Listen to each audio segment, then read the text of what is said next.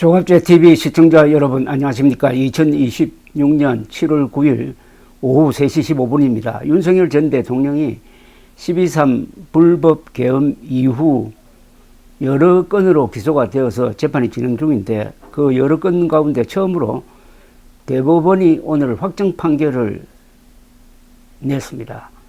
대법원 3부 이수견 재판장은 오늘 윤 전 대통령의 고위공직자 범죄수사처 체포영장 집행방해 등 사건에서 징역 7년을 선고한 원심을 확정을 했습니다. 이번 판결은 윤 전 대통령이 받고 있는 8개 재판 가운데 처음 나온 대법원 확정 판결입니다.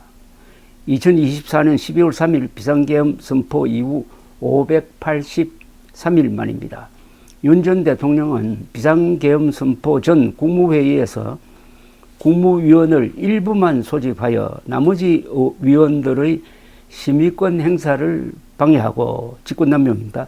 작년 1월 대통령 경호처를 동원하여 공수처의 체포 수색 영장 집행을 조직적으로 가로막은 혐의, 특수공무집행방해 등으로 조은석 내란 특검에 의해서 기소가 됐었습니다. 국무총리와 국방부 장관의 정식 부서 없이 계엄을 선포한 뒤 절차상 하자를 감추려고 사후에 허위 선포문을 작성했다가 폐기하도록 한 혐의, 허위 공문서 작성 등, 그리고 해외 공보 비서관에게 허위 공보 자료를 작성하게 한 혐의, 직권남용, 그리고 군사령관들의 비화폰 통화 기록 삭제를 지시한 혐의, 직권남용 교사도 받았습니다. 앞서 항소심 재판부는 국무위원 심의권 침해, 허위 공문서 작성, 대통령 기록물법 위반, 공용서류 손상, 허위 공보 관련 직권남용, 비화폰 삭제 지시, 체포영장 집행방해 등 대부분의 혐의를 유죄로 인정을 했습니다. 윤 전 대통령 측은 이 같은 항소심 판단에 불복하여 상고하면서 공수처가 내란죄를 수사할 권한이 없다고 주장했으나 오늘 대법원은 이를 받아들이지 않았습니다. 대법원은 헌법상 대통령의 불소추 특권은 형사소추를 제한하는 규정일 뿐 수사 자체를 전면 금지하는 것은 아니다라고 판단을 했습니다. 대법원은 또 대통령의 직무수행이나 국가원수로서의 권위 확보에 지장을 초래하지 않는 범위에서는 재직 중에도 수사가 가능하다고 했습니다. 이건 아주 중요한 판례를 하나 남겼습니다. 앞으로 현직 대통령도 수사할 수 있습니다. 그러나 재판에 넘기는 것은 불가능합니다. 공수처가 윤 전 대통령의 직권남용 혐의를 수사하는 과정에서 내란 혐의를 인지하여 수사를 진행한 것도 적법하다고 보았습니다. 내란 우두머리 혐의가 직권남용 혐의와 사실관계가 같고 증거도 상당 부분 겹치기 때문에 공수처 법상 직접 관련성이 인정되는 관련 범죄에 해당한다는 것이었습니다. 대법원은 공수처의 체포 수색영장 집행 절차 역시 적법하다고 결론 내렸습니다. 앞서 윤 전 대통령 측은 군사상 비밀이 요구되는 장소는 책임자의 승낙 없이 압수수색할 수 없도록 한 형사소송법 조항에 따라 경호처장이 승낙을 거부한 영장 집행은 위법하다고 주장했으나 이를 받아들이지 않았습니다. 대법원은 압수수색 허용 여부가 책임자의 주관적 판단이나 재량에 좌우될 수 없다고 지적을 했습니다. 대법원은 경호처장이 승낙 거부 사유를 구체적으로 제시하지 않았고 영장 집행이 국가의 중대한 이익을 해칠 우려도 인정되지 않는 만큼 승낙 거부는 적법하지 않다고 했습니다.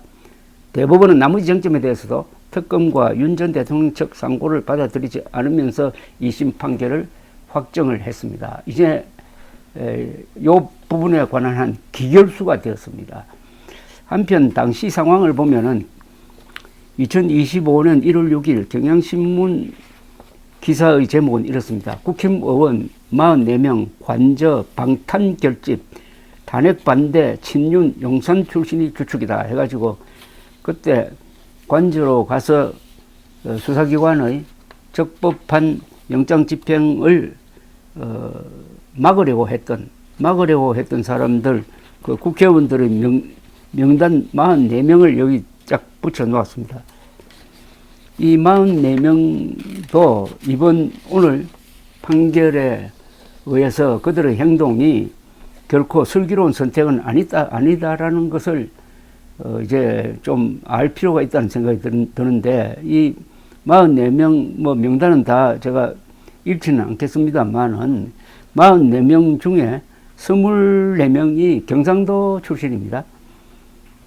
이게 지금 국힘의 현 주소를 잘 보여주고 있습니다. 지금 국힘 의원 110명 중에서 약 70명이 경상도 및 강남권, 서울 강남권 출신 국회의원입니다. 이들은 공천이 곧 당선이라고 할 정도로 이 지역과 밀접한 관련을 가지고 있습니다. 어떻게 보면은 이들은 변화를 거부할 수밖에 없는 그런 구조 속에 있습니다. 이들이 장동혁의 반헌법적 그리고 반사실적 선동을 따라갔다는 것은 뭘 의미하느냐. 다음 2028년 공천 때도 장동혁 당권파의 도움을 받아야 되겠다라는 생각을 깔고 있다고 해석을 하는 게 맞지 않을까 하는 생각이 드는데, 그러나 역사는 그들을 기다려주지 않습니다. 역사는 너무나 빨리 변하고 오늘 이 판결도 그들에게 하나의 주홍글씨를 새긴 면이 있습니다. 주홍글씨의 첫 글자를 하나 새긴 겁니다. 주홍글씨의 첫 글자. 그때 수사기관의 적법한 영장 집행을 국회의원들이 가서 왜 방해를 했느냐 이겁니다.